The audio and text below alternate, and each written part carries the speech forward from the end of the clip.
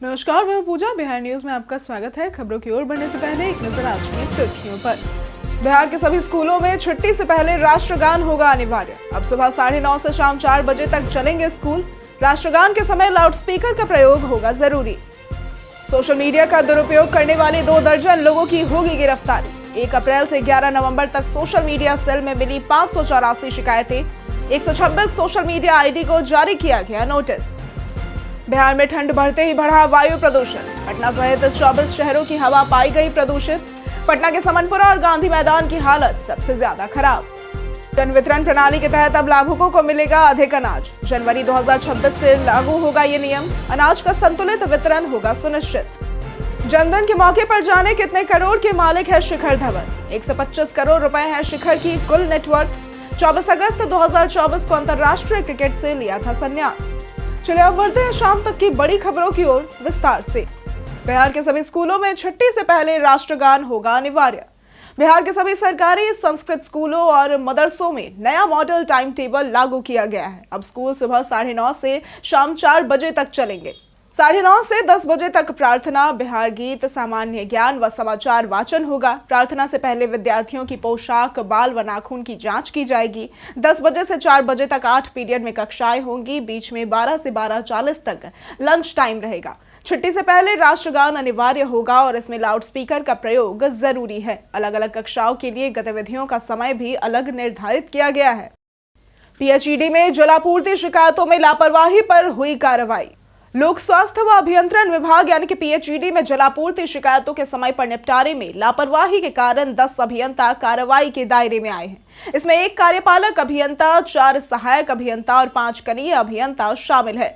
कनीय अभियंताओं को निलंबित किया गया है। प्रकाश चंद्र बेनीपट्टी से, अनिल कुमार गुरौल से, सुप्रिया स्वराज लालगंज से, मोहम्मद मामूर बहेड़ी से और अनिश कुमार पारू से। 4 एसडीओ शिव कुमार, मनीष कुमार, राकेश कुमार, महेश कुमार के विरुद्ध अनुशासनिक कार्रवाई होगी। विभागीय सचिव पंकज कुमार पाल ने वीडियो कॉन्फ्रेंसिंग के माध्यम से समीक्षा की और शिकायत निवारण में शिथिलता पर कठोर कार्रवाई की चेतावनी दी। पटना एयरपोर्ट के 10 किलोमीटर के दायरे से हटेंगी मांस मछली की दुकानें। पटना के जयप्रकाश नारायण इंटरनेशनल एयरपोर्ट के 10 किलोमीटर के दायरे में अब कूड़े के ढेर नहीं होंगे। प्रमंडलीय आयुक्त अनिमेय कुमार परासर ने अधिकारियों को तुरंत सफाई करने और मांस मछली की दुकानों को हटाने के निर्देश दिए। ये कदम विमान बर्ड हिट की संभावना कम करने के लिए उठाया गया है।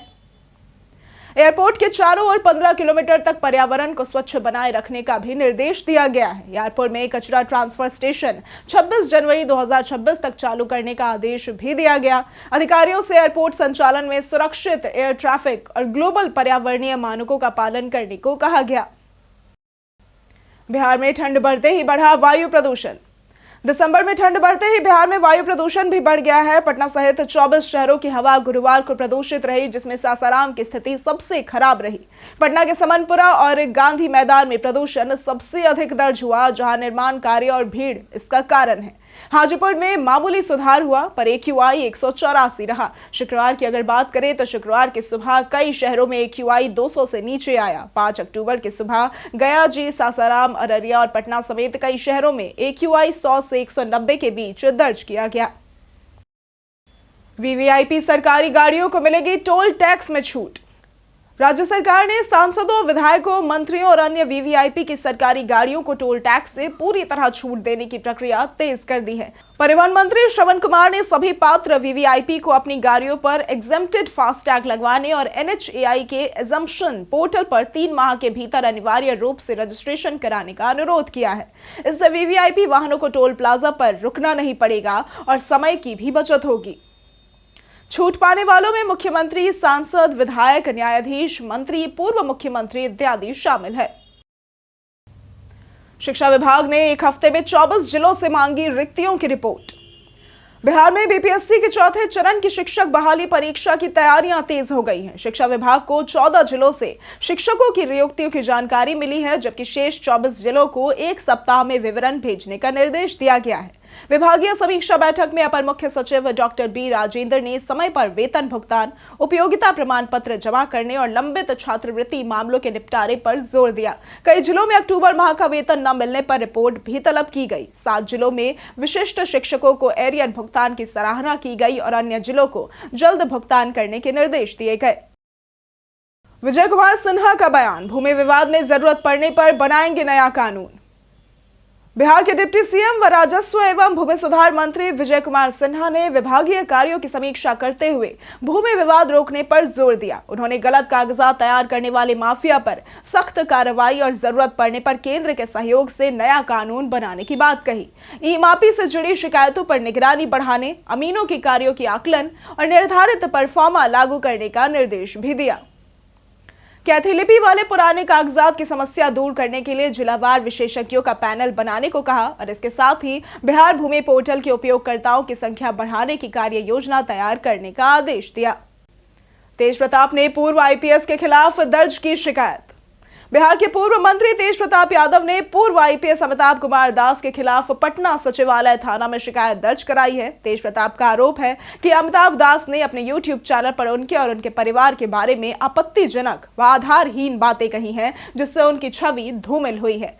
तेज प्रताप ने अमिताभ दास को उदंड प्रवृत्ति का व्यक्ति बताया और उल्लेखनीय है कि अमिताभ दास पर पहले शबनम नाम की महिला ने भी यौन उत्पीड़न का आरोप लगाया था, जिसमें उन्हें सुप्रीम कोर्ट से क्लीन चिट मिल चुकी है। हाल ही में एक इंटरव्यू में अमिताभ दास की टिप्पणी से तेज प्रताप नाराज बताए जा रहे हैं। सोशल मीडिया का दुरुपयोग करने वाले 2 दर्जन लोगों की होगी गिरफ्तारी। आर्थिक अपराध इकाई ने सोशल मीडिया के बार आपत्तिजनक पोस्ट और मानहानि करने वाले करीब 2 दर्जन आरोपितों की पहचान कर उनकी गिरफ्तारी के निर्देश दिए हैं। इस साल 1 अप्रैल से 11 नवंबर तक सोशल मीडिया सेल में 584 शिकायतें मिली हैं, जिनमें विधानसभा चुनाव के दौरान 225 मामले शामिल थे। आईटी एक्ट समेत अन्य धाराओं में 77 प्राथमिकी दर्ज हुई और 93 विवादित कंटेंट हटाए गए। 126 सोशल मीडिया आईडी को नोटिस जारी किया गया। गंभीर मामलों के अनुसंधान में तेजी लाई जा रही है। एडीजी नैयर हसनैन खान ने सख्त कार्रवाई की पुष्टि की है। आवेदन के 12 दिनों के अंदर निवेशकों को मिलेगा नया कनेक्शन। ऊर्जा सचिव कम सीएमडी मनोज कुमार सिंह ने कहा कि बिहार में बेहतर औद्योगिक माहौल बनाने के लिए निवेशकों की सभी समस्याओं का समाधान किया जाएगा। उन्होंने बताया कि आवेदन के 12 दिनों के भीतर नया बिजली कनेक्शन दिया जाएगा। बीते दिन गुरुवार को विभिन्न उद्योगों, व्यावसायिक उपभोक्ताओं और HTLTIS उपभोक्ताओं की शिकायतें और सुझाव सुने गए तथा अधिकारियों ने संबंधित विभागों को तुरंत निर्देश भी दिए। अब से हर गुरुवार उद्योगपतियों की समस्याओं का निराकरण किया जाएगा और पहले दिन साउथ बिहार के एमडी महेंद्र कुमार और नॉर्थ बिहार के एमडी राहुल कुमार भी उपस्थित रहे। जन वितरण प्रणाली के तहत अब लाभुकों को मिलेगा अधिक अनाज।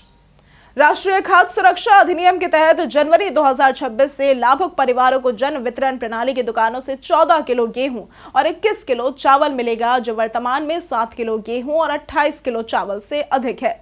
खाद्य एवं उपभोक्ता संरक्षण विभाग के दिशा निर्देश के अनुसार पूर्वीकृत गृहस्थी यानी कि PHH लाभुकों को प्रति व्यक्ति 5 किलो अनाज, 2 किलो गेहूं और 3 किलो चावल मिलेगा, जो अभी के 1 किलो गेहूं और 4 किलो चावल से बढ़ा हुआ है। वितरण का अनुपात वर्तमान में 1:4 है, जिसे जनवरी से 2:3 के आधार पर किया जाएगा ताकि अनाज का संतुलित वितरण सुनिश्चित हो सके। बिहार में 60 लाख लोग कर रहे संचार साथी ऐप का उपयोग। संचार साथी मोबाइल ऐप को लेकर विवाद के बीच डाउनलोड की संख्या लगातार बढ़ रही है। दूरसंचार विभाग बिहार सर्किल के अनुसार 3 दिसंबर को बिहार में 1.77 लाख और देश भर में 1.43 करोड़ लोग इसे इंस्टॉल कर चुके हैं। बिहार में अब तक 60 लाख लोग इस ऐप का उपयोग कर रहे हैं और ऐप साइबर ठगी से सुरक्षा, सिम की जानकारी और चोरी मोबाइल ट्रेस करने में मदद करता है। लोग अनचाहे कॉल ब्लॉक भी कर सकते हैं और ठगी नंबर पोर्टल पर दर्ज कर सकते हैं। 1 लाख से अधिक नंबर स्पैम के रूप में चिन्हित किए जा चुके हैं और यह सरकारी ऐप का रिकॉर्ड डाउनलोड बन चुका है। जन्मदिन के मौके पर जाने कितने करोड़ के मालिक है शिखर धवन। टीम इंडिया के पूर्व ओपनर शिखर धवन आज 40 साल के हो गए हैं। 24 अगस्त 2024 को उन्होंने अंतर्राष्ट्रीय क्रिकेट से संन्यास लिया था। उनकी कुल नेटवर्थ लगभग 125 करोड़ रुपए है। आईपीएल में धवन ने दिल्ली, हैदराबाद और पंजाब से 91.8 करोड़ रुपए कमाए। टेस्ट, वनडे और T20 मैच फीस के जरिए भी उनकी आय रही। वो Jio, Nerolac paints, Oppo, Boat, V Star जैसे कई ब्रांड्स के एम्बेसडर भी हैं। धवन ने सर्वा और अपस्टॉक्स में निवेश किया है। उनके पास दिल्ली, मुंबई, गुरुग्राम और ऑस्ट्रेलिया में आलिशान प्रॉपर्टी है, जिनकी कीमत करोड़ों में है। पटना नगर निगम ने तैयार किया 953 बेड का रैन बसेरा।